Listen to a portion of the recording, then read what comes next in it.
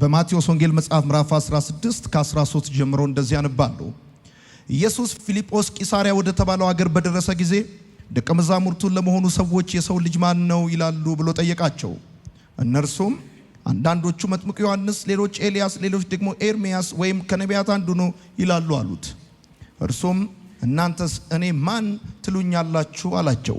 ስምዖን ጴጥሮስም አንተ ክርስቶስ የሕያው እግዚአብሔር ልጅ ነህ በማለት መለሰ። ኢየሱስም እንዲህ አለው፣ የዮና ልጅ ስምዖን ሆይ ብፁዕ ነህ፣ ይህን የገለጠልህ በሰማይ ያለው አባቴ እንጂ ሥጋና ደም አይደለም አለው። ከፍ እናድርግ መጽሐፋችንን። ይህን መጽሐፍ የሚወድ ሰው ብቻ ከፍ ያደርጋል። እኔ የምለውን ከኔ ጋር እንላለን። እግዚአብሔር ሆይ አመሰግንሃለሁ፣ ቃልህን እወደዋለሁ፣ ካንተም እማራለሁ። የበዛ ሰላም፣ የማይወሰድ ደስታ፣ የድል ሕይወት ዛሬም ነገም ለዘላለም አለኝ። አሜን።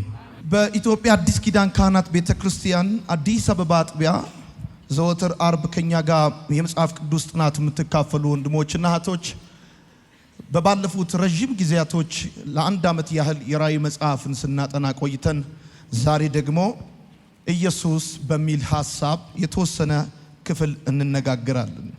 አሁን ያነበብኩላችሁ በማቴዎስ ወንጌል መጽሐፍ ምዕራፍ 16 ከ13 ጀምሮ እስከ 18 ድረስ ያለውን ሐሳብ ነው። በዚህ ቦታ ጌታ ኢየሱስ እሱን በተመለከተ ሰዎች ምን አይነት ምልከታ ምን አይነት አስተያየት እንዳላቸው ደቀ መዛሙርቱን እንደጠየቃቸውና ደቀ መዛሙርቱ ደግሞ በአካባቢው ላይ ሰዎች በተለያየ መልኩ ስለ ክርስቶስ ያላቸውን ሪፍሌክሽን የተናገሩትን ከነገሩት በኋላ በቀጥታ ጥያቄውን ስፔሲፊክሊ ለነሱ በማድረግ ጌታ ኢየሱስ ክርስቶስ እናንተስ እኔን ማን ትሉኛላችሁ ብሎ እንደጠየቃቸው በዚህ እንመለከታለን። ለጠየቀውም ጥያቄ ደግሞ ስምዖን ጴጥሮስ አንተ ክርስቶስ የሕያው እግዚአብሔር ልጅ ነህ ብሎ እንደመለሰለት፣ ከዚህም የተነሳ ደግሞ ጌታ ኢየሱስ ክርስቶስ ይሄንን ሥጋና ደም አልገለጠልህም እግዚአብሔር ነው የገለጠልህ፣ ስለዚህ ብፁዕ ነህ ብሎ እንዳለው ትመለከታላችሁ። ወዳጆቼ ኢየሱስን ማወቅ የሕይወት ሁሉ መሰረት ነው። በጣም ከእውቀት ሁሉ በላይ ትልቅ እውቀት ኢየሱስን ማወቅ ነው። ምናልባት ይሄ ለማያምኑ ሰዎች ሞኝነት ሊመስል ይችላል። ለኛ ለምናምን ግን የዘላለም ሕይወት ነው። በእርግጠኝነት ኢየሱስን ስለማወቅ አንዳንዶቻችን ያው በተለያየ መልኩ በግላችን መጽሐፍ ቅዱስና ጠና በስብከት ወይም በተለያየ መልኩ ስለ ክርስቶስ ኢየሱስ የተወሰነ አውቀን ሊሆን እንደሚችል አስባለሁ። ወዳጆቼ ለምሳሌ ከስሙ ብንጀምር እንደው የተወሰነ ወደ ትምህርቱ ከመግባታችን በፊት ከስሙ ብንጀምር ኢየሱስ ማለት በራሱ ምንድን ነው? የስሙ ትርጉም ኢየሱስ ማለት እግዚአብሔር ያድናል ማለት ነው።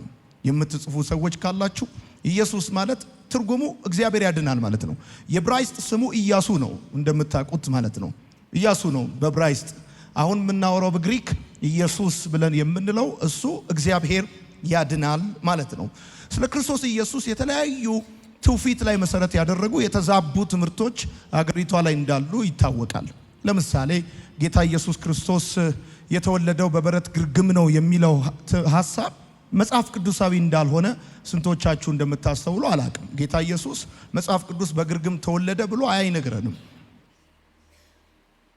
እንዲሁ በትውፊት ላይ መሰረት ያደረገ ከስዕልና አንዳንድ ከዘመዶቻችን ሐሳብ ተነስተን እኛ ዝም ብለን የተረከብነው ሐሳብ ነው እንጂ ጌታ ኢየሱስ ማቴዎስንም ሉቃስንም ማርቆስንም አንብቡት ዮሐንስንም አንብቡት ጌታ ኢየሱስ በግርግም አልተወለደም። መጽሐፉ የሚናገረው ከተወለደ በኋላ ማርያም ሕፃኑን ወደ ግርግም ወሰደችው ነው እንጂ የሚለው በግርግም ተወለደ አይልም። እሱ ብቻ አይደለም። ለምሳሌ ስለ ኢየሱስ ከሚሰጡ ትምህርቶች መካከል አንደኛው ሰብአ ሰገሎች ወደ ኢየሱስ በመጡ ጊዜ ሕፃኑ ተጠቅልሎ ከእናቱ ጋር በግርግም እንዳገኟቸውም ይናገራሉ። ነገር ግን መጽሐፍ ቅዱስ ስፔሲፊክሊ ጌታ ኢየሱስን ሰብአ ሰገሎች በሕፃንነቱ ወይም በአራስነቱ አገኙት አይልም። ከይልቁኑ ደግሞ መጽሐፍ የሚናገረው ምንድነው? ሰብአ ሰገሎችን በተመለከተ ሄሮድስ እንደሰማ ከዛ እንዳስጠራቸው ሕፃኑ የሚገኝበትን ቦታ እንዲጠቁሙት እንደነገራቸው ማቴዎስ ወንጌልን ስታነቡ መግቢያው ላይ ይሄን ይነግራችሁና ከዛ ቀጥሎ የሚናገረው ነገር ምንድነው? ሰብአ ሰገልን በህልም ተለርተው ሄሮድስ ሊገለው እንደሚፈልግ አውቀው ሄሮድስን ሳያገኙት ሄዱ ይላል። ከዛ በኋላ መጽሐፉ ሲናገር እንደዚህ ይላል፣ ሄሮድስም ዘመኑን መረመረ ይላል። ዘመኑን መረመረ ይልና ከ2 ዓመት በታች ያሉ ሕፃናት ይገደሉ ብሎ ትእዛዝ አወጣ ይላል። እና በእርግጠኝነት የመጽሐፍ ቅዱስ አስተማሪዎች ብዙዎች የሚያምኑት እኔም የምገነዘበው ነገር ምንድነው ሰባ ሰገል ወደ ኢየሱስ ክርስቶስ በመጡ ጊዜ ኢየሱስ ክርስቶስ የ2 ዓመት ልጅ የደረሰ ነው እንጂ በአራስነት ደረጃ አልነበረም ጌታ ኢየሱስን ሰባ ሰገሎች ያዩት። ዛሬ በተወሰነ መልኩ ስለ ክርስቶስ ኢየሱስ ትምህርቱና ተአምራቱ በተመለከተ እንማራለን። ስለዚህ የምትጽፉ ሰዎች የኢየሱስ ትምህርትና ተአምራት ብላችሁ መጻፍ ትችላላችሁ። የኢየሱስ ትምህርትና ተአምራት እንደምታውቁት አጠቃላይ አዲስ ኪዳን 260 ምዕራፎች አሉት። 7956 ቁጥሮች አሉት። በእነዚህ ምዕራፎች ውስጥ ደግሞ የተመዘገበ የጌታ ኢየሱስ ክርስቶስ ተአምራት 37 ተአምራቶችን ኢየሱስ ክርስቶስ በአዲስ ኪዳን ውስጥ አስመዝግቧል። ከ37ቱ ተአምራት ውስጥ 24ቱ የፈውስ ተአምራት ነው። 10ሩ የተፈጥሮ ተአምራት ነው። 3ቱ የትንሣኤ ተአምራት ነው። ጌታ ኢየሱስ እነዚህን 37 ተአምራት የተመዘገቡ ተአምራቶች በአጠቃላይ በአዲስ ኪዳን መጽሐፋችን ውስጥ ታገኙታላችሁ። መግቢያ ላይ እንደነገርኳችሁ ከእውቀት ሁሉ በላይ እውቀት ኢየሱስን ማወቅ ነው። ይሄ ደግሞ ምናልባት ለማያምኑ ሰዎች ሞኝነት ሊመስላቸው እንደሚችል አስባለሁ። ለኛ ለምናምን ግን የዘላለም ሕይወት እንደሆነ መጽሐፍ ቅዱስ ይነግረናል። ስታውቀው የምትሰጠው ክብርና በእርሱ ላይ የሚኖርህ እምነት የተለየ ነው የሚሆነው። ኢየሱስ ክርስቶስን በጣም የሚያከብሩት ሰዎች ምን አይነት ክብር እንደሚገባው ሰዎች ሊረዱ የሚችሉት ጌታ ኢየሱስን ሲያውቁት ነው። እንደዚሁም በሱ ላይ የሚኖርህ እምነት ራሱ የተለየ የሚሆነው ጌታ ኢየሱስ ክርስቶስን ስታውቀው ነው። ምናልባት በክርስቲያን ቤተሰብ ተወልደ ሊሆን ይችላል፣ ቤተክርስቲያን አድገ ሊሆን ይችላል። ብቻ በተለያየ መልኩ ራስን ስታቀው እንደኔ ክርስትና ተነስተ ክርስቲያን ሳትሆን ልትኖር ትችላለህ። ስለዚህ ጠጋ ብለ እድሜ ለማንበብ ከደረሰ ለመጠየቅ ከደረሰ ኢየሱስን ማወቅ በጣም ቤዚክ ነገር ነው። እግዚአብሔርን ለማወቅ ኢየሱስን ማወቅ ደግሞ ግድ ነው። ለምሳሌ እኔን ለማወቅ ሌላ ሰው ማወቅ አይጠበቅብህም። እኔን ለማወቅ ሌላ ሰው ማወቅ አይጠበቅብህም። እግዚአብሔርን ለማወቅ ግን ኢየሱስን ማወቅ ግድ ነው። ምክንያቱም ኢየሱስ ክርስቶስ የእግዚአብሔር አንድያ ልጅ ነው። የዓለም ብቸኛ ዳኝ ነው። ብቸኛ እና ያለ ክርስቶስ እግዚአብሔርን ማወቅ በፍጹም እንደማይቻል መጽሐፍ ቅዱሳችን ይነግረናል። አንዳንድ ሰዎች ጌታ ኢየሱስ ክርስቶስን እንደ አንድ ሰው ወይም እንደ አንድ መምህር ወይም ደግሞ እንደ አንድ ነቢይ አድርገው ጌታ ኢየሱስን ይቆጥራል።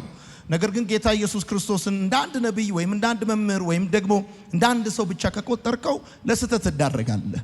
በነገራችን ላይ በመጀመሪያው ክፍለ ዘመን ከምስኪን ቤተሰብ የተወለደ ወታደር ያላዘመተ እሱ ብቻ አይደለም፣ ወታደር አለማዝመት ብቻ አይደለም፣ በሞቱ የፀሐይ ብርሃንን የከለከለ በድምፁ የማዕበሉን መናወጥ ጸጥ ያደረገ ከአብ የተወለደ እውነተኛ አምላክ ከድንግል የተወለደ እውነተኛ ሰው ነው ጌታ። ጌታ ነቢይ ብቻ አይደለም፣ ጌታ መልካም መምህር ብቻ አይደለም፣ ጌታ ሰው ብቻ አይደለም። በመጀመሪያው ክፍለ ዘመን ከአንድ ምስኪን ቤተሰብ ጠራቢ ከሆነ ቤተሰብ የተወለደ ከዛም ደግሞ ለመንገስ ፈልጎ ወታደር ያላዘመተ ወይም እንደሚታወቁት ሴሌብሪቲዎች ታዋቂ አገልጋዮችም ሆኑ ባለሀብቶች ግርግር ያላበዛ በጣም ምስኪን በገሊላ ባህር ዳርቻ አብዛኛውን ትምህርቱና ፈውሱን ያደረገ ሸበጥ ያደረገ የነበረ ከደቀ መዛሙርቶቹ በልብስ እንኳን የማይለይ በጣም ምስኪን ነገር ግን ከአብ የተወለደ እውነተኛ አምላክ ከድንግል የተወለደ እውነተኛ ሰው ነው። ጌታ ኢየሱስ ፍጹም ሰው ፍጹም አምላክ ነው ስንል 100% እግዚአብሔር 100% ሰው ነው እያልን ነው። እግዚአብሔር አብ ከዘላለም አባት እንደሆነ ኢየሱስ ክርስቶስም ከዘላለም ልጅ ነው። ከማርያም ሲወለድ ጠብቆ አይደለም ጌታ ልጅ የሆነው እና ስለ ክርስቶስ ኢየሱስ ታውቃለህ ማለት ፍጹም ሰው ፍጹም አምላክ ስለሆነው ታውቃለህ ማለት ነው። ለምሳሌ ኢየሱስ ጌታ እንደሆነ በአፍህ ብትመሰክር ከሞትም እንደተነሳ በልብህ ብታምን ትድናለህ ማለት ከዛ ቀጥሎ ሲናገር እንደዚህ ይላል፣ ይሄን የሚያምን አያፍርም ነው የሚለው። መጽሐፉን ስታነቡት አይደለም ይሄን የሚያምን እንዲህ ብሎ የሚያምን አያፍርም ነው የሚለው። እንዲህ ብሎ የሚያምን አያፍርም ማለት እንዴት ብሎ የሚያምን ማለት ነው? አሜሪካ ሄዳለሁ ብሎ የሚያምን አያፍርም ማለት አይደለም። አቤት አገባለሁ ብሎ የሚያምን አያፍርም ማለት አይደለም። ቢዝነስ ሰራለሁ ብሎ የሚያምን አያፍርም ማለት አይደለም።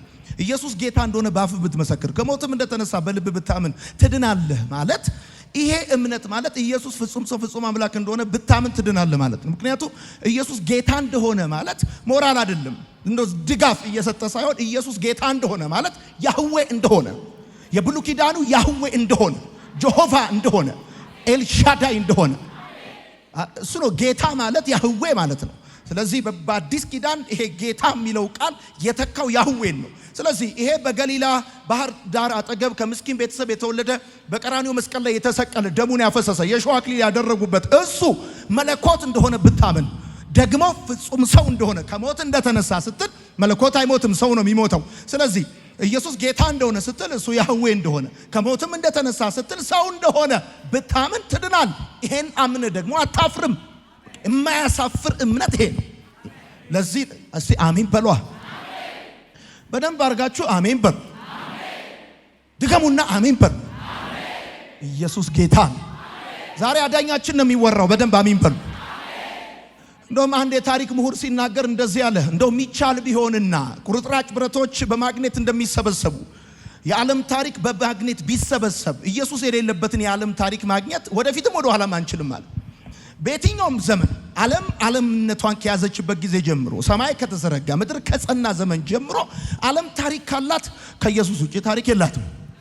በፍጹም ታሪክ ሊኖራትም አይችልም። እና ይሄ ጌታ ኢየሱስ ክርስቶስን ማወቅ የዘላለም ሕይወት እንደሆነ መጽሐፍ እንደሚናገር ታውቃላችሁ። የጌታ ኢየሱስ ክርስቶስ ንግግሩ ተራ ንግግር አይደለም። ለምሳሌ ስለ ንግግሩ ብታስቡ፣ ስለ ትምህርቱና ስለ ታምራቱ ነው ዛሬ የምንማረው። ንግግሩ ተራ ንግግር አይደለም። ወይንም ደግሞ የተሻለ ሕይወት መኖር የምንችልበት አይነት ምክር አይደለም ጌታ ኢየሱስ ይናገር የነበረው። ለምሳሌ ጌታ ከሚናገራቸው ንግግሮች መካከል አንደኛው እኔና አብ አንድ ነን ይላል። እኔና አብ አንድ ነን። እኔን ያየ አብን አይቷል። ከኔ በቀር ወደ አብ መሄድ የለም፣ ወደ እግዚአብሔር መሄድ የለም ይላል። እንደዚህ ማለቱ እግዚአብሔር ነኝ ማለቱ ነው። ይሄ በጣም ከባድ ንግግር ነው። ፈሪሳውያንን፣ የካህናት አለቆችን፣ የሙሴ መምህራንን በጣም ያበሳጫቸው፣ አገር ያርበደበደ ያንቀጠቀጠ ነገር ቢኖር ሲናገር የሚናገረው እንደዚህ ነው። እኔና አብ አንድ ነን ይላል። ምክንያቱም እነሱ የጠራቢ ዮሴፍ ልጅ የሚያውቁት እዛ ገሊላ ቀበሌ ገበሬ ማህበር ያደገ ቁመቱ ሜትር ከምናምን የሆነ ሸበጥ የሚያረግ ልክ እንደነሱ ቀሚስ የሚያረግ አንድ ሰው አይተው እንደዚህ ይላቸዋል፣ እኔና አብ አንድ ነን፣ እኔን ያየ አብን አይቷል፣ ከኔ በቀር ወደ አብ ሊሄድ የሚችል የለም ብሎ ሲላቸው፣ ይሄ ቀላል ንግግር አይደለም። ሰምተህ እንዳልሰማ የምታልፍ ጉዳይ አይደለም። ዘላለምህን የሚወስን ጉዳይ ነው። ክርስቲያን ከሆንክ አይቀር ደግሞ ክርስትና ከመጽሐፉ ቆዳ አልፎ እዚህ እውነት ጋር ካልደረሰ ክርስትና ሊሆን አይችልም። ሺህ ዓመት ክርስቲያን ልትሆን ትችላል። ጌታ ኢየሱስ እኔና አብ አንድ ነን፣ እኔን ያየ አብን አይቷል ብቻ አይደለም ከኔ በቀር ወደ አብ ሊመጣ የሚችል የለም የሚለው እውነት ጋር ካልመጣ ደጀ ሰላሙን እየተሳለምክ በዛው ሲኦል ትገባታለህ እንጂ ወደ እግዚአብሔር መንግስት ወደ ዘላለም ሕይወት ልትገባ አትችልም። እዚህ እውነት ጋር መምጣት አለብህ። ይሄን እውነት ያበራላችሁ እግዚአብሔር የተባረከ ይሁን። ባካችሁ በደንብ አድርጉና አሜን በሉ። ዛሬ ጴንጤ ነው የሸተተኝ ራሱ። በደንብ አድርጋችሁ አሜን በሉ። ብራዘር ይሄንን ኢዝ ኮልድ ዛት ኮልድ ብላ አታመጣው። የእግዚአብሔር ልጅ ኢየሱስ እሱ ማን እንደሆነ አብ ካልገለጠልህ በስተቀር ለጴጥሮስ ያለው ይሄንን ነው። አንተ ክርስቶስ የሕያው የእግዚአብሔር ልጅ ነህ ሲለው ይሄንን ስጋና ደም አልገለጠልህም። በጣም በስጋና በደም ክርስቶስን ፈልገው ቁልቁለት የወረዱ ዳገት የወጡ ሸለቆ ውስጥ ያደሩ ቆሎ የበሉ ሰዎች ነበሩ። እኔ እናንተን ከዚህ ምናምን ተራው ሰብስቦ የእግዚአብሔርን እውነት ክርስቶስን የገለጠልን መንፈስ ቅዱስ የተባረከ ይሁን። ኢየሱስ ጌታ። እስቲ በደንብ አድርጋችሁ አሜን በሉ። እና ኢየሱስ ከድንግል ማርያም የተወለደ ውልደቱ በቤተልሔም ሆነ። በመጀመሪያው ክፍለ ዘመን እንደምታውቁት ታውቃላችሁ። ይሁን ዛሬ ስለ ኢየሱስ ነው የምንማረው። ግን ነው ኢየሱስ በስንት ዓመተ ምህረት የተወለደ ይመስላችኋል? ኢየሱስ በስንት ዓመተ ምህረት የተወለደ ይመስላችኋል? ዓመተ ምህረት ያው በሱ ስለተጀመረ ኢየሱስ ክርስቶስ የተወለደው በቃ በ00 ወይም በ1 ዓመተ ምህረት ነው ብላችሁ ልታስቡ ትችላላችሁ። ነገር ግን ዘመኑ የሚቆጠረው ከሄሮድስ አንፃር ነውና ዓመተ ምህረት ከመጀመሩ ከ6 ዓመት በፊት በ6ኛው ዓመተ ዓለም ነው ጌታ ኢየሱስ ክርስቶስ እንደተወለደ የሚታመነው። እና ስለ ጌታችሁ ስለ ተከተላችሁት በጣም ስለ ዮናታን አክሊሉ አብጠርጥራችሁ እንደምትከታተሉት ስለ አዳናችሁ እጃችሁን አንስታችሁ የተቀበላችሁትን ጌታ በደንብ አድርጋችሁ ከፊት ይልቅ እንድታነቡ እንድታጠኑ አበረታታችኋለሁ። ስለ ሰው ማወቅ ጥቅም የለውም። ስለ ጌታ ባወቃችሁ ቁጥር ግን የእግዚአብሔር እውነት በእናንተ እየተገለጠ በምድር ሁሉ ላይ የእግዚአብሔር አጀንዳ በሕይወታችሁ ይሰራል። አሜን ይባላል። እስቲ አሜን በሉ። ስለ ኢየሱስ ነው ዛሬ የምንማረው። አንደኛ ብላችሁ ጻፉ። ኢየሱስ ካላችሁ በኋላ አንደኛ የሕጉ ባለቤት ነው። የሕጉ ባለቤት ነው። የሕጉ ባለቤት ነው። እንደምታውቁት እስራኤላውያን ብዙ መምህራን ይሰማሉ። እውነት ለመናገር እስራኤላውያንን እንደዚህ በቀላሉ የምታስደንቋቸው ሰዎች አይደሉም። ሰዎቹ ነጠላ ሰረዝና ድርብ ሰረዝ ሳይቀር መጽሐፉን በቃላቸው የሚያውቁ ድንቅ አስተማሪዎች አሏቸው። እድሜ ልካቸው መጽሐፉን በማጥናት በጣም ስመጥር የሆኑ ምሁራን ያሏቸው ሰዎች ናቸው። በጣም ብዙ አስተማሪ ሲሰሙ የኖሩ ሰዎች ናቸው። ትምህርቱን አሁን ነው የጀመርኩት። በጣም ብዙ አስተማሪ ሲሰሙ የኖሩ ናቸው። በደንብ ጠንቅቀው የሙሴን ሕግ በቃላቸው ያውቁታል። እንደውም የኦሪቱ መጽሐፍ ቢጠፋ ደግሞ በእጃቸው መጽሐፍ የሚችሉ ነጠላ ሰረዝና ድርብ ሰረዝ ሳይስቱ በደንብ አድርገው ጠንቅቀው መጽሐፍ የሚችሉ ድንቅ አስተማሪዎች አሏቸው። እና እነዚህ እስራኤላውያን በጣም ብዙ አስተማሪ ከመስማታቸው የተነሳ እንደዚህ በቀላሉ የሚደነቁ አይነት ሰዎች አይደሉም። ነገር ግን መጽሐፋችን በተደጋጋሚ ህዝቡ በክርስቶስ ትምህርት ይደነቅ እንደነበረ ይጽፍልናል። ይደነቅ ነበረ። በጣም የሚገርማችሁ ለምሳሌ በማቴዎስ ወንጌል መጽሐፍ ምዕራፍ 7 ከቁጥር 28 እስከ 29 ሲናገር እንደዚህ ነው የሚለው። ኢየሱስም ትምህርቱን ማስተማር ከጨረሰ በኋላ ህዝቡ ተደነቁ ይላል። ምክንያቱም እንደ ሃይማኖት መምህር ሳይሆን እንደ ባለስልጣን ያስተምራቸው ነበር ይላል። ወዳጆቼ የክርስቶስ ኢየሱስ ትምህርት የሚሰጠው ትምህርት የሚያስተምረው ትምህርት በራሱ በጣም አነጋጋሪ አስደናቂ ነው። ምክንያቱም ሰዎቹ እንዲህ በቀላሉ የሚደነቁ ሰዎች ስላልሆኑ። ለዚህ ነው ማቴዎስ ሲናገር በማቴዎስ ወንጌል መጽሐፍ ምዕራፍ 7 ላይ እንደዚህ አለ። ኢየሱስ ማስተማሩን በፈጸመ ጊዜ ህዝቡ በትምህርቱ ተደነቋል። ምክንያቱም እንደ ሃይማኖት መምህራኖቻቸው ሳይሆን እንደ ባለስልጣን ያስተምራቸው ነበር። በአጭር አማርኛ ይሄ ማለት ምን ማለት ነው? ኢየሱስን ከሚያውቋቸው አስተማሪዎች ጋር ሲያነጻጽሩት የሰማይና የምድር ልዩነት አለ። ይሄ አይነት ሪፍሌክሽን ደግሞ ጌታ ኢየሱስ በሄደበት አካባቢ ሁሉ ሰው ያለው ሐሳብ ነው። ታውት እሱን በሌላ ክፍል ላይ ደግሞ ስትመለከቱ ለመጀመሪያ ጊዜ በተወለደበት ከተማ ጌታ ኢየሱስ ክርስቶስ ካስተማረ በኋላ ህዝቡ ስለ ክርስቶስ የሰጡት ሪፍሌክሽን ምንድነው ካላችሁ ሁሉም ሰው ስለሱ በጎ ይናገሩ ነበር። ደግሞም ከአንደበቱ በሚወጣው የጸጋ ቃል ይደነቁ ይገረሙ ነበር ይላል። እንደዚህ ላይ ሁሉም ስለርሱ በጎ ይናገሩ ነበር። ይሄ በትውልድ ከተማው ለመጀመሪያ ጊዜ ጌታ ኢየሱስ ሲያስተምር የመጀመሪያ ክላሱ ነው። የመጀመሪያ ዶክተር ሆነ ፕሮፌሰር ሆነ ክላስ ገብተ ለመማር ደብተርና እስክሪብቶ ይዞ የመጣ የዩኒቨርሲቲ ተማሪ የሃይስኩል ተማሪ አታስገርምም። በደም እንድትሰሙ ይፈልግ አታስገርምም።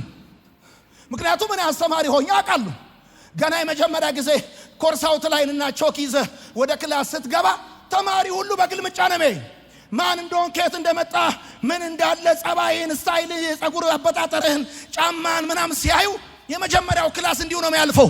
ጌታ ኢየሱስ ክርስቶስ ፎር ዘ ፈርስት ታይም ብራዘር አፈር የፈጨበት ኳስ የተጫወክበት ጋሪ የተንጠለጠልክበት ሰፈር ላይ ቡና ጠጡ ብለህ ቡና የጠራህበት ሰፈር ላይ እሱ ብቻ አይደለም የጠራቢ ልጅ የነበረ ራሱ አናጺ የነበረ እዛው ሰፈር ወንጨት ሲልግ የነበረ ማስተማር ሲጀምር በ30 ዓመቱ የመጀመሪያ ቀን ላይ ሁሉ ስለሱ በጎ መናገር ጀመሩ።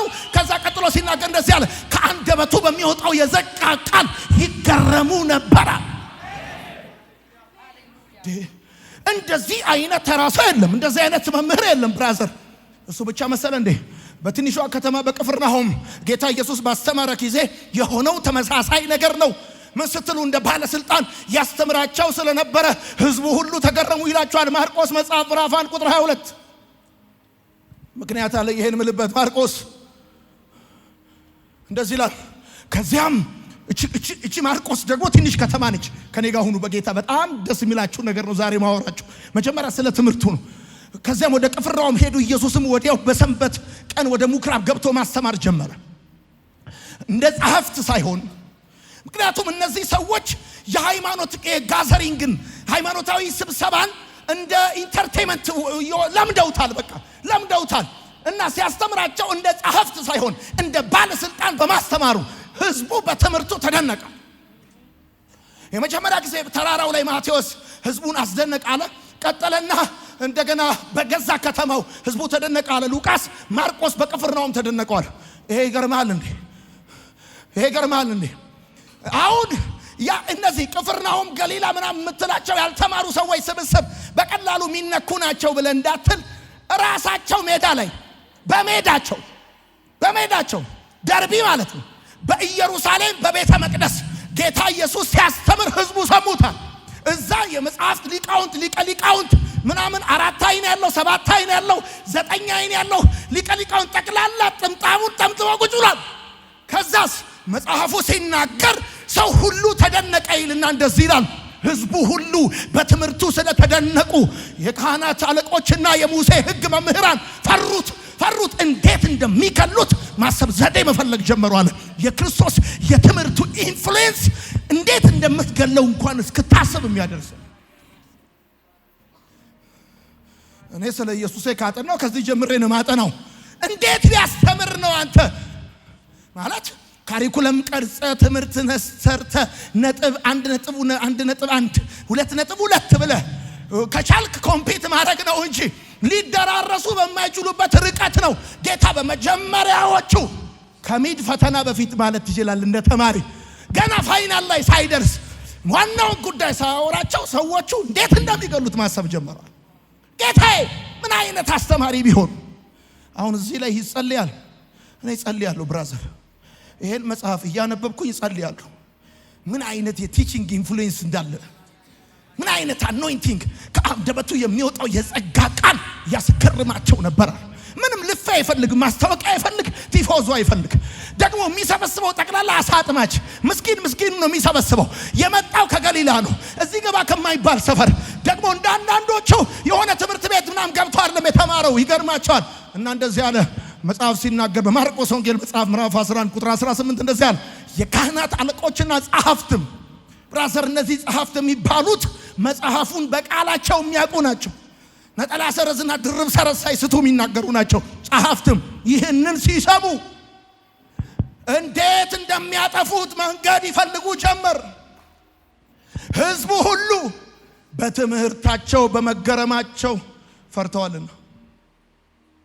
ጌታ ኢየሱስ አንድ ክላስ ካወራ ሕዝቡ ሁሉ ዋው አሜዚንግ ነው የሚሉት። ፕሪች ኢት ቲች ኢት ነው የሚሉት። የሚገርም ጌታ ነው ወዳጄ። እንደውም አንድ አስተማሪ ሲናገር እንደዚህ ያለ ጌታ ኢየሱስ ንግግር አዋቂ ነዋል። በጣም ንግግር ያውቃል። ታውቃላችሁ ዘ ግሬት ሊትሬቸር የሚባለው በዓለም ላይ በጣም ብዙዎች ፒኤችዲያቸውን የሰሩበት ጌታ ኢየሱስ የሰጠው የሉቃስ ወንጌል ምሳሌ ነው። አንድ ሰው 2 ልጆች ነበሩት የሚለው ምሳሌ ዘ ግሬት ሊትሬቸር ነው። ንግግር አዋቂ ነው ጌታ። ሲናገር መሬት ላይ ጠብ አይልም። ሄዶ ጉዳዩን ነው የሚነካው። እሱ ብቻ አይደለም፣ በቃላት ጨዋታና በአስተሳሰብ ወጥመድ ልትይዘው ከፈለክ ይላል ወጥመዱን ወደ አንተ አዙሮ መቼ እንደገባ ሳታቅ ገብተህ ራስን ታገኘዋለህ። አትይዘው። ለምሳሌ በማቴዎስ ወንጌል መጽሐፍ ምዕራፍ 22 ላይ ትዝ ካላችሁ በሕዝቡ መካከል ሊያጠምዱት ፈልገው ጌታ ኢየሱስ ክርስቶስን ገፈታትረው ሕዝቡን ትምህርቱን አቋርጠው ጥያቄ ጠየቁት። ለመሆኑ አሉት ግብር ለቄሳር ይከፈል ዘንድ ይገባሉ አሉት። ብራዘር እነዚህ ሰዎች እነዚህ ፈሪሳውያን ጌታ ኢየሱስን የጠየቁት ጥያቄ ጠቅላላ እውቀት አይደለም፣ ወጥመድ ነው። የዚህ ጥያቄ ዋና ዓላማ ክራይስትን አጣብቂኝ ውስጥ ማስገባት ነው። ሲቀጥልም ተጽዕኖን ማጥፋት ነው። ከተቻለም እስር ቤት መክተት ነው። ምክንያቱም ጥያቄው ግብር መክፈል ይገባልም ከሆነ መልሱ አይገባምም ከሆነ ሁለቱም ያጋጫዋል። ይከፈልም ካለ ከሕዝቡ ጋር ይጋጫል፣ አይከፈልም ካለ ከሮማ መንግስት ጋር ይጋጫል። ይሄን ያውቃሉ። አስበው ነው አቅደው ነው ኢየሱስን ለመያዝ የመጡት በደንብ ሂሳብ ሰርተው እና ግብር መክፈል ይገባሉ አሉት። ምክንያቱም በዛ ዘመን ለገዢዎች ግብር መክፈል እንደ ኃጢአት እግዚአብሔር እንዳለ መክበር ይቆጠር ነበር። ትዝ ካላችሁ ማቴዎስን ዘኪዮስን እንደ ቆሻሻ የአይሁድ ሰዎች ይቆጥሯቸው የነበረው ለሮማውያን አድረዋል ብለው ነው። ታውቃላችሁ አንድ ቀራጭ ለሮማ መንግስት ያደረ አስራቱን ይዞ ቤተክርስቲያን እንደማይመጣ፣ ሴቶቹ ቢቸግራቸው ከቀራጭ ትዳር እንደማይዙ፣ ቢቸግራቸው እንደማይበደሩ፣ ከዘመድ ከድር ከምናምን ሁሉ ነው የምትባረረው። እና እነ ማቴዎስ ደግሞ እነ ዘኪዮስን ብታያቸው ከሮማ መንግስት ጋር ባለ ንክኪ ነው እንደዛ የተቆጠሩትና ጌታ ኢየሱስን እንዴት አድርገው ከህዝቡ ጋር ማላተም እንዳለባቸው ሂሳብ ሰርተው ነው የመጡት። የህዝቡን ቢያመልጥ የመንግስትን አያመልጥም ብለው። ጌታ ደግሞ ንግግር አዋቂ ነው። በቃላት ጨዋታና በአስተሳሰብ ወጥመድ አትይዘው። ሳንቲሙን አምጡት አላቸው። እዚህ ሳንቲም ላይ ያለው ምስል የማን ነው አለ። የቄሳር አለ። የቄሳርን ለቄሳር የእግዚአብሔርን ለእግዚአብሔር አላቸው። የቄሳርን ለቄሳር የእግዚአብሔርን ለእግዚአብሔር ማለት ምን ማለት ነው ብላችሁ ስትጠይቁ ዋናው ጉዳይ አንድ ነገር ነው። እሱ ምን መሰላችሁ? የእግዚአብሔርን ለእግዚአብሔር ማለት ሳንቲሙ መልክ ላይ ያለው የቄሳር ከሆነ ለቄሳር አላቸው። በሰዎቹ ላይ ያለው የእግዚአብሔር ኢሜጅ ነው። ሰውን እግዚአብሔር በመልካችን እንደ ምሳሌያችን እንፍጠራል። በሰው ልጆች ላይ ያለው መልክ የእግዚአብሔር መልክ ነው። ይሄን ሳንቲም ለቄሳር እናንተን ለኔ ማለቱ ነው። ጌታ ባጭር አማርኛ ምን መመለስ እንዳለበት በደንብ ያውቃል። የቄሳርን ለቄሳር ማለት ሳንቲሙን ለቄሳር፣ እናንተ ለኔ ማለት ነው። ምክንያቱም በእግዚአብሔር መልክ የተፈጠራችሁት መልክን እየፈለክ ግባ ማለት ነው። መልክን እያየ ትገባል። አንተ ደግሞ መልክን ስታይ ያለብህ የእግዚአብሔር ኢሜጅ ነው። ስለዚህ ጌታ ከሰማይ የመጣበት ቢዝነስ እዛ ያሉትን ሰዎች ፈልጎ ነው። እኔ እናንተን ፈልጎ ነው። የክርስቶስ ዋና ቢዝነስ ወዳጆቼ በዛ ዘመን ያለውን የፖለቲካ አስተሳሰብ፣ የአስተዳደራዊ ጉዳይ፣ ብዙ ጉዳይ የቀየረ ጌታ ነው። እኔ አሁን እሱን አላወራችሁ። ትምህርቱ የሚደንቅ ነው። የንግግር ችሎታው የሚደንቅ ነው። ጌታ እሱ ብቻ አይደለም ወዳጆቼ፣ እሱ ብቻ አይደለም። በጣም የሚደንቃችሁን እና አይን ከፋች የሆነ ነገር ልንገራችሁ። በጣም ታዋቂ የሆነው የማቴዎስ ወንጌል መጽሐፍ ምዕራፍ 5-7 ያለው የተራራው ስብከት ብዙ ጊዜ እኔና እናንተ የምናውቀው የተራራው ስብከት የሚባለው ከምዕራፍ 5-7 ያለው የማቴዎስ ወንጌል ማለት ነው። የሚታወቀው በስነ ምግባራዊ ትእዛዝ እንደሆነ ታውቃላችሁ። ነገር ግን የማቴዎስ ወንጌል መጽሐፍ ምዕራፍ 5 ምዕራፍ 6 እና 7 ወይም የተራራው ስብከት የሚባለው ዋና የትምህርቱ የስብከቱ አጀንዳ ምንድነው ቢባል ሕግ አውጪ እኔ ነኝ ነው ጌታ እያለ ያለው። ሕግ ሰጪ እኔ ነኝ ነው እያለ ያለው ጌታ። ለምን ጌታ ኢየሱስ ተራራው ላይ እንደዚህ ያላቸው ምንድነው ያላቸው ብላችሁ ከጠየቃችሁ አስቀድሞ እንደዚህ ሲባል ሰምታችኋል፣ እኔ ግን እንዲህ እላለሁ። እንዲህ ሲባል ሰምታችኋል፣ እኔ ግን እንዲህ እላለሁ። አታመንዝር ሲባል ሰምታችኋል፣ እኔ ግን ወደ ሴት ያየ የተመኘ አመንዝሯል። ምን ማለት ነው? ሕግ አውጪ እኔ ነኝ ነው እያለ ያለው። ምን ማለት ነው? ሕጉን ማጥበቅም ሕጉን ማላላትም የምትችለው ሕጉ ላይ አውቶሪቲ ሲኖር ነው። he is the source of the law። እኔ ነኝ የዚህ ሕግ ሶርስ እያላቸው ነው። ሕግ ሰጪው ለምን መሰላችሁ? ራሱ ይሄን ትምህርት ይሄን ሐሳብ ራሱ የነገራቸው ማነው? ተራራ ላይ ወስዶ የነገረበት ምክንያት ዘጸአት መጽሐፍ ምዕራፍ 19 ላይ ሕጉን የተቀበሉት በተራራ እንደሆነ አሁንም ጌታ ኢየሱስ የሕጉ ሶርስ እንደሆነ ሊነግራቸው የወሰዳቸው ተራራ ላይ ነው። he is the source of the law። አሁን ዝም ብላችሁ አስቡና ብድግ ብዬ አንድን ሕግ በተመለከተ በሚዲያ ላይ ወጥቼ እንዲህ አስቀድሞ እንዲህ ሲባል ሰምታችኋል፣ እኔ ግን እንዲህ እላለሁ ብዬ ብል ቀልደኛ። ጌታ ኢየሱስ እያለ ያለው እንደዚህ ነው። አስቀድሞ እናንተ ሰምታችሁ ነው፣ እኔ ብየው ነው የገባው ካል በዘጸአት መጽሐፍ ምዕራፍ 19 ተራራው ላይ ሕጉን የሰጠኋችሁ እኔ ነኝ። እኔ መለኮት ነኝ። እኔ እግዚአብሔር ነኝ። I'm the source of the command። የሕጉ የትእዛዙ የሎ ሶርስ እኔ ነኝ ነው ያላችሁ። ዋናው ሐሳብ እኔ የሚለው ሐሳብ እና አንብቦ ለምሳሌ ዘጸአት እና አንብቦ ይሄ ዘጸአት መጽሐፍ ምዕራፍ 19 ቁጥር 16 ነው። እንደዚህ ይላል፣ በሶስተኛው ቀን ጠዋት ከባድ ደመና በተራራው ላይ ሆኖ ነጎድጓድ፣ መብረቅ እንዲሁም ታላቅ የቀንደ መለከት ድምፅ ነበር። በሰፈሩ ያሉት ሁሉ ተንቀጠቀጡ። ከዚያም ሙሴ ከእግዚአብሔር ጋር ለማገናኘት ሕዝቡን ከሰፈር ይዞ ወጣ። ከተራራውም ግርጌ ቆሞ የሲና ተራራ እግዚአብሔር በእሳት ስለወረደበት በጢስ ተሸፍኖ ነበር። እግዚአብሔርም ሰማይና ምድርን ባህርን በውስጡ የሚኖሩትን ሁሉ በ6 ቀን ፈጥሮ በሰባተኛው ቀን አርፏልና፣ ስለዚህ እግዚአብሔር የሰንበትን ቀን ባረከው ቀደሰውም። ከዛ 10ቱ ሕግጋት እናትና አባትን አክብር፣ አምላክ እግዚአብሔር በሚሰጥ ምድር ላይ እድሜ እንዲረዝም፣ አትግደል፣ አታመንዝር፣ አትስረቅ፣ በባልንጀራ ላይ በሐሰት አትመስክር፣ የባልንጀራህን ቤት አትመኝ፣ ለባልንጀራ ሚስት የእርሱን ወንድ አገልጋይ የሆነ ሴት አገልጋይ በሬውንም ሆነ አህያውን ወይም የእርሱ የሆነው ማንኛውም ነገር አትመኝ። ይሄንን ዘጸአት መጽሐፍ ምዕራፍ 19 ላይ እግዚአብሔር ሕጉን የሰጣቸው ተራራ ላይ ቆሞ ነው። በተራራ ጫፍ ላይ ቆሞ ሕጉን ሰጣቸው። ጌታ ደግሞ ይሄንን ሕግ ማጥበቅ ሲፈልግ ወሰዳቸውና በማቴዎስ ወንጌል መጽሐፍ ላይ ተራራ ላይ አመጣቸው። ተራራ ላይ ቆሞ ስለ 10ቱ ሕግጋት ማውራት የሚችለው መለኮት ብቻ፣ ሕግ ሰጪ ጌታ ብቻ። እንዲህ እንደተባለ ሰምታ፣ አታመንዝር እንደተባለ ሰምታ፣ እኔ ግን እላለሁ። አንተ ሰምተህ ነው፣ ተነቦልህ ነው፣ እኔ ብየው ነው። በምን ይደራረሳሉ? በምንም አይደራረሱም። ሊገሉት የፈለጉት እሱ is the source። እነሱ ኮፍያ አድርገው እንዲህ እያሉ ግድግዳ እየመቱ ሲያጠኑ PhD ማስተር ሲሰሩበት የነበረውን ሕግ እሱ ነው ጠርቶ የሰጣቸው። አንዴ አንደበቱን ከከፈተ ድንጋይ ዝም እንደሚል ዝም ነው የሚያደርጋቸው። በነገራችን ላይ የሕግ ፍጻሜ በክርስቶስ ሲሆን because he is the source of the law። እሱ ብቻ አይደለም ነግራችሁ።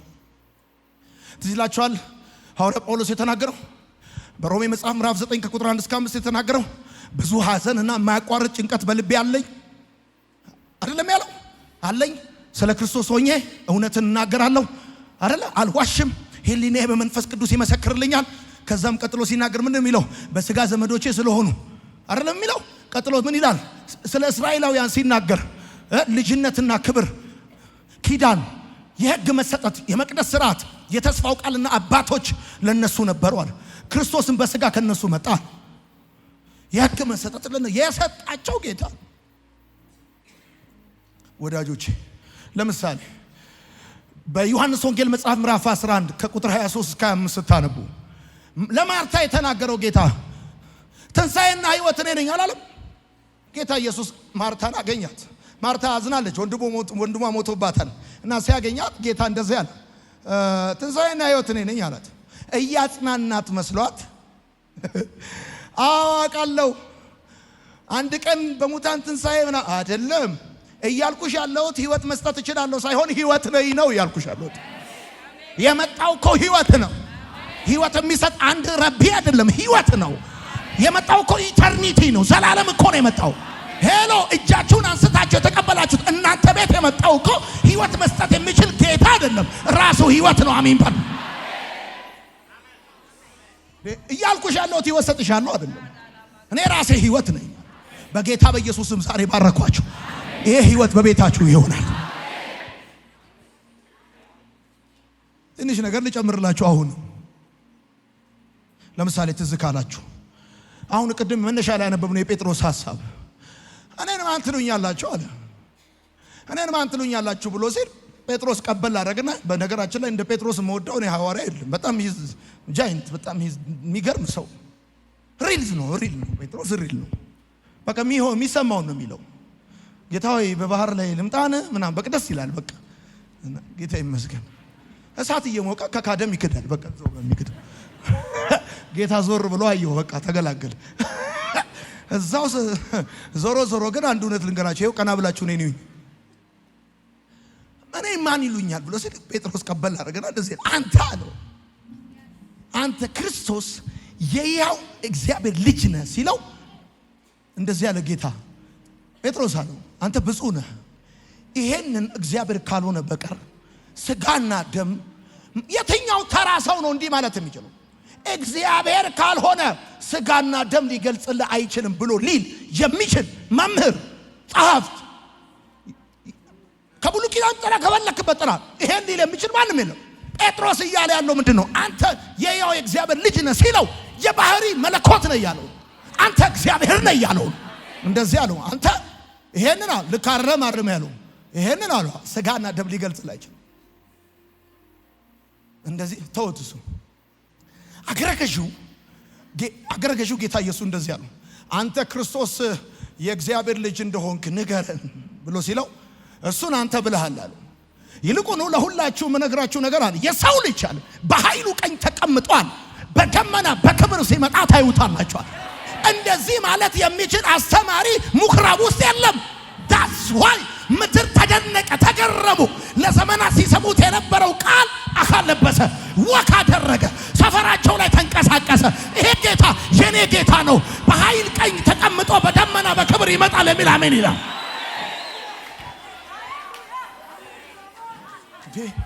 ጌታ ኢየሱስ አንድም ቀን አስተምሮ ልል የፈለኩት ብሎ አያውቅም። ልል የፈለኩት ብሎ አያውቅም። ቢገባ ይገባል፣ ባይገባ አይገባም። ብትቀበል ትቀበላለህ፣ ባትቀበል አትቀበልም ካለ እንደዚህ ነው የሚለው። እኔና አብ አንድ ነን። እኔን ያየ አብን አይቷል። ባካችሁ በደንብ አድርጉና አሜን በሉ። ማን ነው እንደዚህ ሊል የሚችለው? ጌታ እንደውም እኮ ስትጠይቁት ስም ማን ነው ስትሉት የቤት ቁጥሬ 360 ነው የሚል ጉዳዩ አይደል። በቀጥታ ለእናንተ ጥያቄ መልስ አይሰጥም። አንተ የሕያው እግዚአብሔር ልጅ እንደሆንክ እስቲ ንገረን አለው ገዢው። እሱን አንተ ብለሃል።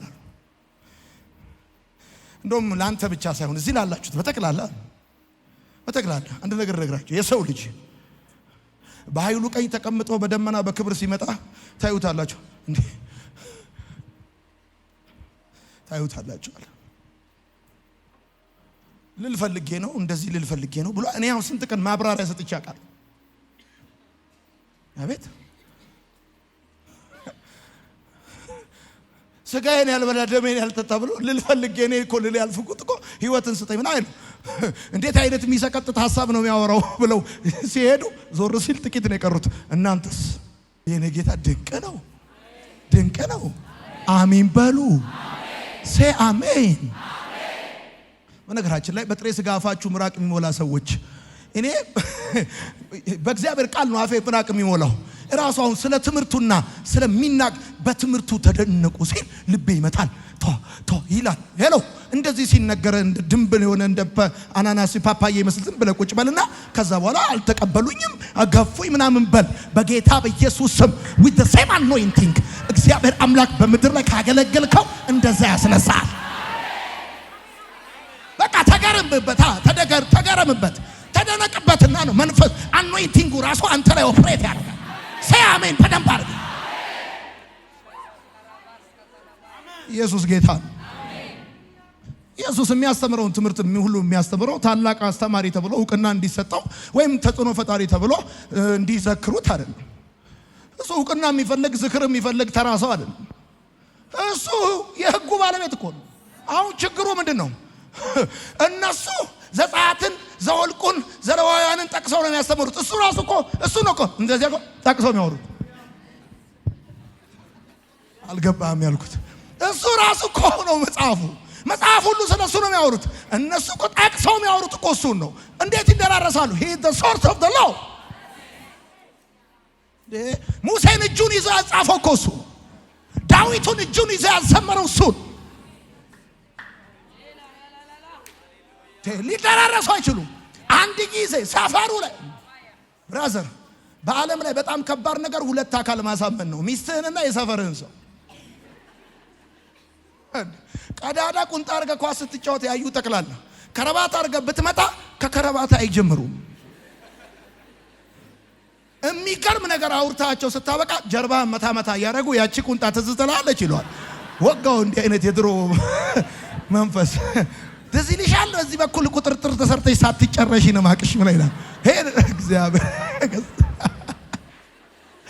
በነገራችን ላይ ገላትያ ልንማር ነው አሁን። መግቢያ አፒታይዘር እያወራኋችሁ ነው። ደግሞ ይገርማችኋል እሱ እኮ ይኸውላችሁ ንጉሥ ብቻ አይደለም፣ የነገስታት ንጉሥ ነው። ከዚህ ቀጥዬ የማወራውን ሁለት ነገር በደንብ እንድሰሙ ይፈልጋሉ። የነገስታት ንጉሥ ነው ወዳጆቼ። ነገስታት ሁሉም ነገር አላቸው። ሀብት አላቸው፣ ወታደር አላቸው፣ አማካሪ አላቸው፣ ፓላስ ቤተ መንግስት አላቸው። እሱ ምንም ነገር የለው፣ ምንም ነገር የለው። እሱ ይገርማቸዋል እንዴ የትኛውም ንጉሥ አንድ ጊዜ ዘውድ ራሱ ላይ ከጫነ በኋላ ቀጥሎ የሚያሳስበው ራሱ ላይ ያስቀመጠውን ዘውድ እንዴት ማስጠበቅ እንደሚችል ነው የሚያሳስበው። በጣም የሚያሳስበው ብራዘር፣ ማንም እውቅና ሳይሰጥ ንጉሥ ነኝ ካልክ ከባድ ችግር ውስጥ ትገባለህ። ማንም እውቅና ሳይሰጥ ንጉሥ ነኝ ብለህ ብትለው ከባድ ችግር ውስጥ ትገባለህ። እሱ ብቻ አይደለም ብራዘር፣ ዘውዱ እጅ ሳይገባ ማንም ንጉሥ ነኝ ብሎ ታሪክ አራራለትም። አንብቦ ወደ ኋላ ሄዳችሁ እሱ ይገርማል እንዴ። ምናልባት ንጉሥ ነኝ ብለህ ባይሳካል ይቅርታ ጠይቀ ወደ ኖርማል ህይወት አትመለስም። ዘውድ ልትጭን የፈለክበትን ራስን ከቦታው ላይ ነው የምታጣው። አንገትን ነው የሚቆርጠው እንዴ። ማስረጃ ላምጣልህ። ሄሮድስ እኮ ኢየሱስ መወለዱን ሲሰማ ፍርሃት ያዘው፣ ደነገጠ ይላል። ኢየሱስ እኮ እንደው ንጉሥ ይሁን እንኳን ተብሎ ቢባል አትሊስት 30 ዓመት መጠበቅ አለበት። ሄሮድስ እንኳን ለዛሬ ለሚቀጥሉ 30 ዓመታት እንኳን ንጉሥ ሆናለሁ ብለህ ካሰብክ አንገትን ነው የሚያነሳል። ንጉሥ ለመሆን አስበህ ወይም ጠቅላይ ሚኒስትር ምን ሆናለሁ ብለህ ይቅርታ አድርጉልኝ ብለህ ወደ መደበኛው ኑሮ ተመልሰህ ጠበል አትጠጣም፣ እድርም አታዋጣም፣ አገባም አንገትን ነው የሚያነሱልህ። ጌታ ኢየሱስ ሀብት የለውም፣ ወታደር የለውም፣ ፓላስ የለውም፣ ምስኪን ነው። የተከተለው ጠቅላላ በጣም ምስኪን ነው። መጽሐፉ ሲናገር እንደዚህ ይላል፣ ከደብረ ዘይት ተራራ ቁልቁል ወደ ኢየሩሳሌም ሲወርድ በጌታ ስም የሚመጣ ንጉሥ የተባረከ ነው ብለው ጨርቃቸውን አንጥፈው ዘንባባ አንጥፈው በታላቅ ድምፅ እግዚአብሔርን ሲያመሰግኑት ነበር። በዓለም ላይ ወታደር ያላዘመተ ንጉሥ፣ በዓለም ላይ ወንበሩን ሳይፈልግ ንጉሥ ነኝ ያለ ደግሞ ንጉሥ ብቻ አይደለም፣ የዘላለም ንጉሥ አሜን ይባላል። የነገስታት ንጉሥ አሜን ይባላል። የትኛውም ንጉሥ ካሁን ጀምሮ እስከ ዘላለም በዙፋን ላይ ትቀመጣለህ ተብሎ አያውቅም። ወታደር ያለው ንጉሥ ካሁን ጀምሮ እስከ ዘላለም በዙፋን ላይ አልተቀመጠም። እሱ ግን ያለ አጃቢ ያለ ወታደር ከሁን ከዘላለም በዙፋኑ ላይ የሚኖር ታላቅ ንጉሥ ነው። ሰይ አሜን። ስማ ኢሳይያስ መጽሐፍ የሚለው ይሄንን ነው። ሕፃን ተወልዶልናል፣ ወንድ ልጅም ተሰጥቶናል፣ አለቅነት በጫንቃው ላይ ነው። ድንቅ መካር ኃያል አምላክ ነው፣ የዘላለም አባት ነው አለ። አሜን ባል በደንብ ሰይ አሜን። ስማ የትኛውም ንጉሥ ለመንግስት ገደብ የለህም አልተባለም። ወታደር እያለው ለመንግስቱ ገደብ አለው።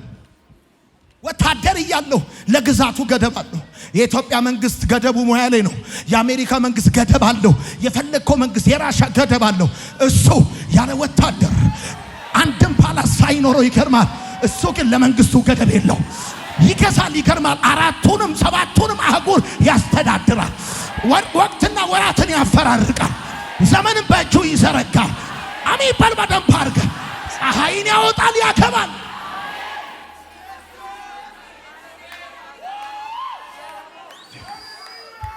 ሲቀልዱበት እኮ ነው። በመስቀሉ አናት ላይ ኢየሱስ የናዝሬቱ ንጉሥ ኢየሱስ የእስራኤል ንጉሥ የዓለም ንጉሥ ብሎ ከላይ ጻፉ። ሲቀማ ማፌዛቸው ነው። ንጉሥ ነው ብራዘር። የትኛውም ንጉሥ ድንቅ መካር የዘላለም አባት አልተባለለትም። እሱ ብቻ መሰለ ኃያል አምላክ የተባለለት ንጉሥ የለም እኮ። አማካሪ የለውም፣ ወታደር የለውም፣ ሀብት የለውም። እንደውም በጣም ይገርማል። በድህነት ኖሮ ሀብታሞች መቃብር የተቀበረ እሱ ብቻ። የዮናው ስምዖን እኮ ኢየሱስን የቀበረበት የሀብታሞች መቃብር እኮ። ዝም ብለህ አትቀበርም እዚህ። ጌታ እኮ ንጉሥ ነው ብራዘር። እየተባለ ያለው ገብቷል። ኢየሱስን ያጀቡት ሰዎች እኮ ድራማ አይደለም የሚሰሩት። እሱ እኮ ውርንጫላ ላይ ቁጭ ብሎ እኮ ቲያትር አይደለም የሚሰራው። ሄሎ ከደብረ ዘይት ተራራ ቁልቁል ወደ ኢየሩሳሌም እየወረዱ ህዝቡ በታላቅ ድምፅ እንደዚህ ይመጣል፣ እንደዚህ ይላል፣ ሰላም በሰማይ ክብርም በአርያም ይሁን። በጌታ ስም የሚመጣ ንጉሥ የተባረከ በታላቅ ድምፅ እና ሊቀ ካህናቶች ወዛ የሕግ አለቆቹ እንደዚህ እየተከተሉ ከልክላቸው ከልክላቸው ይላል ጌታ። እንደዚህ አለ። እነሱ ዝም ብሎ ቢሉ አለ ድንጋዮች ይጮኻሉ አለ። እኔ ንጉሥ እንደሆንኩኝ ድንጋይ ህይወት የሌለው ነገር ይመሰክራል። ኤርትራ የመሰከረው እሱ ንጉሥ እንደሆነ ነው። ሲና የመሰከረው እሱ ንጉሥ እንደሆነ ነው።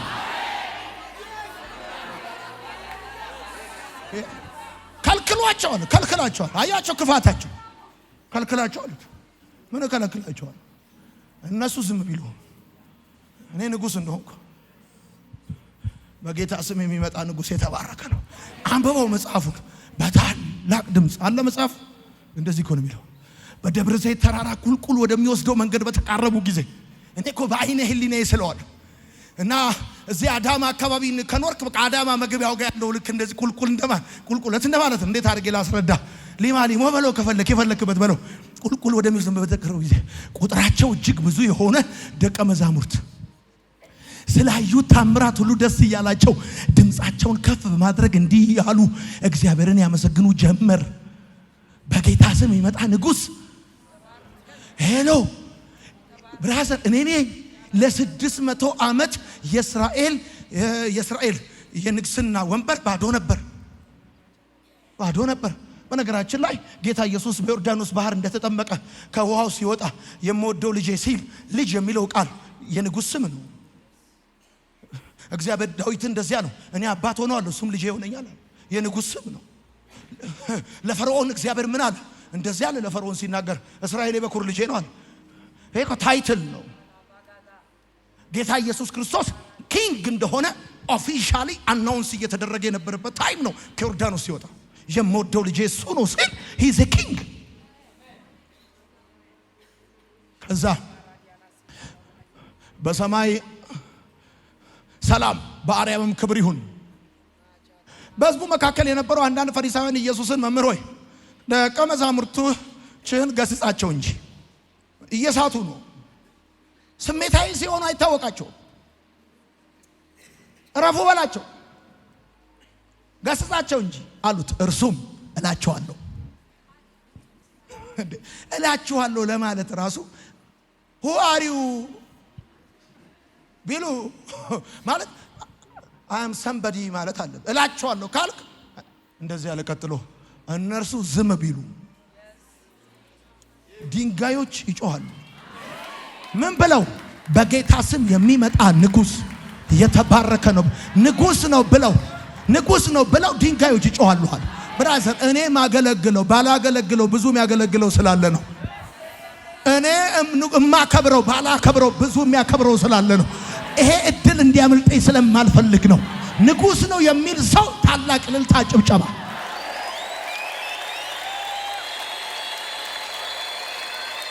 ንጉስ የመጨረሻ ጌታ ኢየሱስ ቀኑ ሙሉ በሽተኛ ሲፈውስ አጋንንት ሲያወጣ ዋለ። ከዛ አመሻሽ ላይ ከደቀ መዛሙርቱ ጋር በጀልባ ተሳፈረና ወደ ባህሩ ወደዛኛው ዳርቻ ማቅናት ጀመሩ።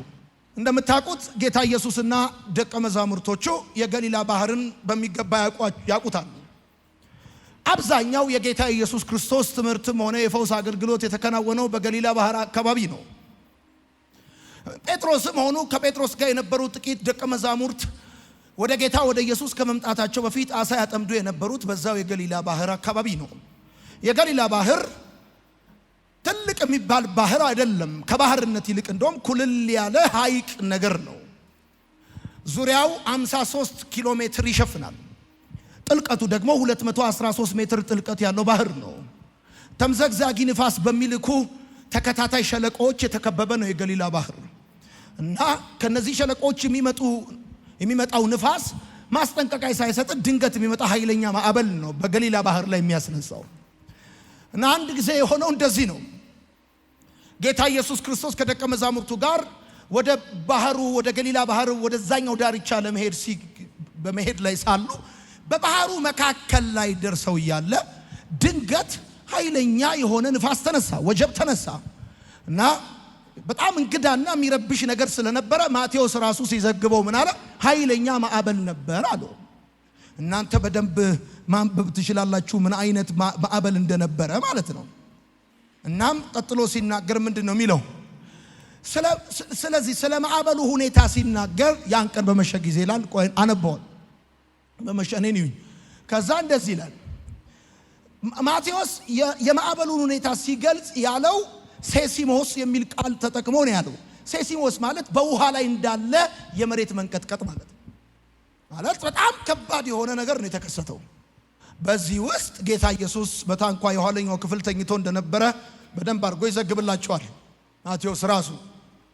እና በጣም ተጨንቀው በነበረ ጊዜ ሄደው ጠሩት። ታውቃላችሁ እናንተ ታሪኩን አልደግመው። ሄደው ጠሩት። ጌታ ኢየሱስ ክርስቶስ በሚገርም ሁኔታ ተነሳና ንፋሱን ገሰጸው፣ ባህሩንም ጸጥ ረጭ በላለው ነው የሚለው። ልክ አባት ልጁን እንደሚገስጽ ነው ባህሩን የገሰጸው፣ ንፋሱን የገሰጸው። ገሰጸው አለ፣ ንፋሱ ጸጥ ረጭ አለ አለ። ማርቆስ ፍጹም ጸጥታ ሆነ አለ።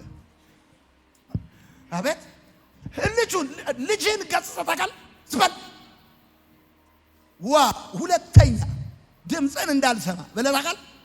ልክ እንደዛ ገሰጸው አለ። እንደዚህ ነው የሚለው። ማዕበሉም አለ ጸጥ ረጭ አለ ነው። ጸጥ ረጭ አለ። አሁን ብራዘር ደቀ መዛሙርቶች ከዚህ በፊት ማዕበል ሲመጣና ሲሄድ በደንብ ያውቃሉ። ይሄኛው ቀን ግን የተለየ። ለምን? ንፋሱ በአንዴ ሊቆም ይችላል። የባህሩ እንቅስቃሴ ግን ወዲያው ሊቆም እንደማይችል ያውቃሉ። እና ጌታ ኢየሱስ አንቀሳቃሹንም ተንቀሳቃሹንም አንተ ነው ጸጥ ያደርጋል። እንዴት ልበል? እኔ አይን ነገር እኮ ብቀፈው ታው ብትለኝ እኔ ባቆምም እሱ ይቀጥላል። ለምን? እኔ ወደሱ የላኩት ኃይል እስኪቆም ድረስ። የኔ ጌታ እኮ ብራዘር ንፋሱን ጸጥ በላሉ ገሰጸውና ባህሩንም ጸጥ ረጭ በላሉ። ፍጹም ቆይ ጸጥ። ፍጥረት ቃሉ ሲሰማ የሰር ነው የሚለው። ከየት እንዳመጣቸው ያውቃል። አሜን። በደንብ አድርጋ አሜን በል።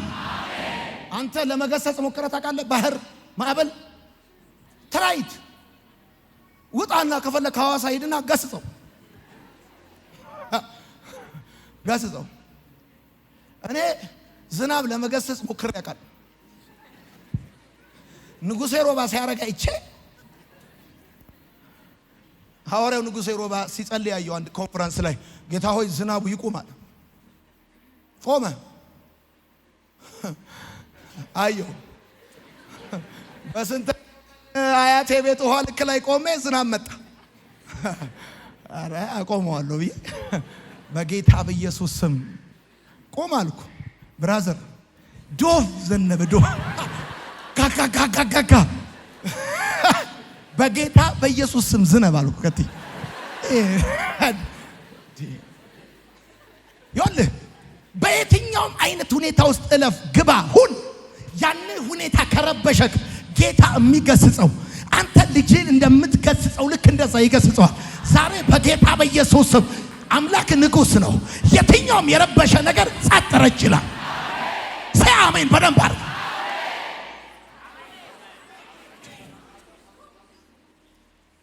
ቆይና አንብበው። እንደዚህ አለ።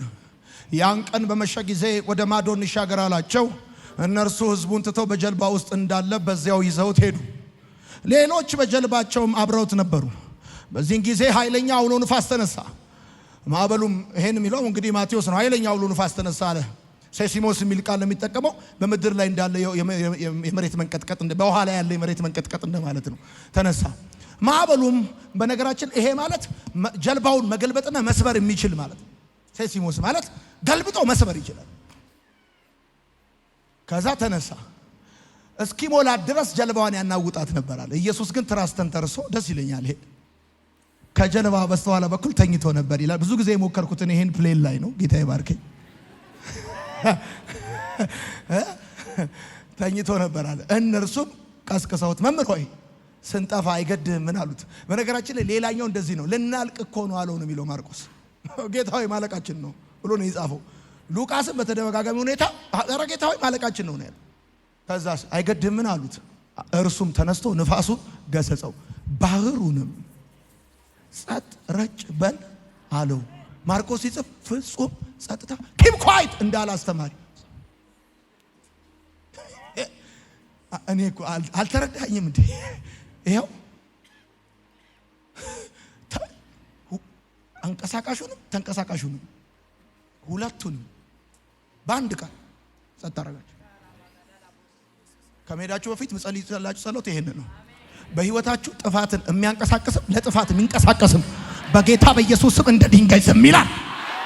የጸለይኩልህ ከገባ በህይወት ክፉ ነገር የሚያንቀሳቅስም የሚንቀሳቀስም ለጥፋት ቱ ዘ ሮንግ ዌይ የሚንቀሳቀስ ሁለቱም በኢየሱስ ስም ጸጥ ይላል። አምላካችሁ ሲመጣ ፍጥረት ኖር ብሎ ነው የሚቆመው ታውቃለህ። ለዚህ ነው ኤርትራ የቆመው። ከዛስ በዝጌር ሲለው ተቀመጠ። ፍጥረት እንዲህ ነው እግዚአብሔር እንዲህ ነው ፍጥረትን የሚያስወጣ ሂዝ ኪንግ።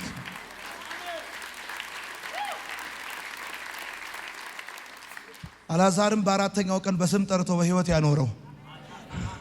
አልዓዛር በህይወት የኖረው በአራተኛው ቀን ስለተጠራ አይደለም። ጠሪው እሱ ህይወት ሰጪ ሳይሆን ህይወት ስለሆነ በአርባኛ ቀንም ቢጠራው ይቆማል። እነዚህ የደረቁ አጥንቶች በህይወት ተገጣጠሙ፣ ቆመዋል። መቆም ብቻ ብርቱ ሰራዊት ሆኖ ቆመዋል። ኢዝ ኤ ኪንግ። ስለዚህ ይላችኋል አይደለ? ጌተሰማኔ ማለት የምትጽፉ ሰዎች ጌተሰማኔ ማለት የወይን መጭመቂያ ማለት ነው። በወይን መጭመቂያው እንደ ደም ነጠብጣብ ያለ ፈሳሽ ከሰውነቱ ይወጣ ነበር አይደል የሚለው። ሰው ከፍተኛ ጭንቀት ላይ ሲመጣ የሚሰማው ነው። ይሄ ሄማቶሃይድራሲስ የሚባል ኬዝ ነው። ጌተሰማኔ ማለት የወይን መጭመቂያ ማለት ነው። ተሰልክላችሁ እነዛ ወታደሮች ጌታ ኢየሱስ ሊይዙት ሲመጡ ትዝ ይላችኋል አይደል? ኢየሱስ የትኛው ነው አሉ። እኔ ነኝ አላቸው። እኔ ነኝ ሲላቸው ወደቁ አለ መጽሐፍ። አንተ በል እስቲ አሁን ከፈለክ ፌደራል ፖሊስ ይምጣና እኔ ነኝ በል አንተና ብለው ይዘው ሄዳል። ጌታ እኔ ነኝ አለ። እኔ ነኝ ማለት ያህዌ ነኝ ማለት ያለና የሚኖር እኔ ነኝ በላቸዋል። ይሄን ብሎ ማን ፊት ይቆመ? ወደቁዋል። ከዛ ተነሱ እንደምንም ብለው ማን ነው ሲል እኔ ነኝ አላቸው። ወደቁ። በቃ በሶስተኛ ተዋቸው። እንደምናንተ እንደምታውቁት የመቃብሩ ድንጋይ የተከፈተው ለደቀ መዛሙርቱ ነው። እሱ መቃብሩ ሳይከፈት ነው የወጣው። የመቃብሩ መከፈት አያስፈልገውም። ምናልባት አንዳንዶቻችን ከኛ በላይ አጋንንቶች የስሙ ኃይል ገብቷቸዋል። ታውቃለህ? አትጥራብኝ ይሄን ስም ይላል። ኢየሱስ ስትል አይወድም። ኢየሱስ ስትል ያጓራል። በቃ ስሙ ከስሞች ሁሉ በላይ ነው። ጉልበት ሁሉ ይንበረከክለታል። ፍጥረት ስሙን ሲሰማ የሰር ይላል። ንጉስ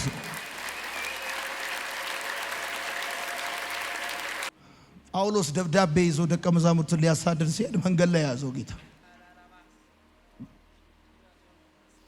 የኔ ጌታ እኮ በጠረባን ይጣሉ ወደቀ። በቃ ማን አንተ የምታሳድደኝ ብሎ ቁጭራ አሳድ እኔ ነኝ ያለ። ምን አረግ ዘንድ ትወዳለህ? ሂዝ ኪንግ። አንደኛ ብላችሁ ላይ የሕጉ ባለቤት ነው። ሁለተኛ አልጻፋችሁ ማለት የነገስታት ንጉስ ነው። የነገስታት ንጉስ ነው። ሶስተኛ የጌቶች ጌታ ነው። የፍጥረት ሁሉ ባለቤት ነው። ስታመልኩት ስታመሰግኑት በህይወታችሁ ላይ ስትሾሙት እቺን ተናግሬ እጨርሳለሁ። ሰይጣን ክብር የሚፈልግ ስለሆነ ጌታ ግን ክብር የሚገባው ነው። አቤት ጌታ ክብር የሚፈልግ አይደለም፣ ክብር የሚገባው ነው። እና አንድ ቀን ካጓደላችሁበት ቆልምሞ ነው እዚህ የሚያዞራችሁ። በቃ አረፋ በረፋ ነው የሚያደርጋችሁ። አንድ ቀን ካጓደላችሁበት በቃ የዶሮ አንጀት የበጋገጭ ምናምን የቡና ተላ ምናምን በቃ ኮሲ ለኮሲ ቱቦ ለቱቦ ካልጎተታችሁ አይረካም። በቃ የኔ ጌታ ግን ማንም ሳያከብረው እሱ ንጉስ። ቆይ ለምሳሌ ፀሐይና ጨረቃን ከመፍጠሩ በፊት ጌታ ቀን ይቆጥር እንደነበር ታውቃላችሁ። ፀሐይና ጨረቃን በሶስተኛው ቀን እንደፈጠረ ታውቃላችሁ። ትልቁን በቀን ትንሹን በሌሊት እንዲሰለጥኑ በጠፈር አኖራቸው ይላል። ከዛ በፊት ግን አንድ ቀን ብሏል፣ 2 ቀን ብሏል። የኔ ጌታ እኮ ያለ ፀሐይና ያለ ጨረቃ ከፈለክ 1 2 3 4 ይላል። ካልገባ ተኮ ለማሰዲ ማለት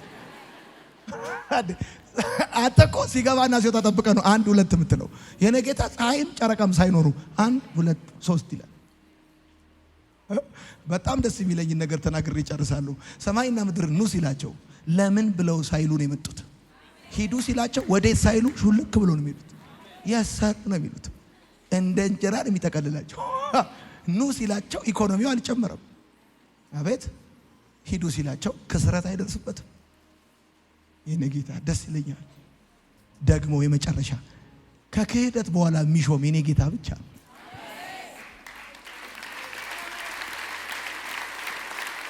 ከክህደት በኋላ ጴጥሮስ ሸምንጥጥ አድርጎ ክዶ ሲያበቃ መጣለታ። ትወደኛለህ አለው። በጎቼን ጠብቅ። ትወደኛለህ? ግልገሎች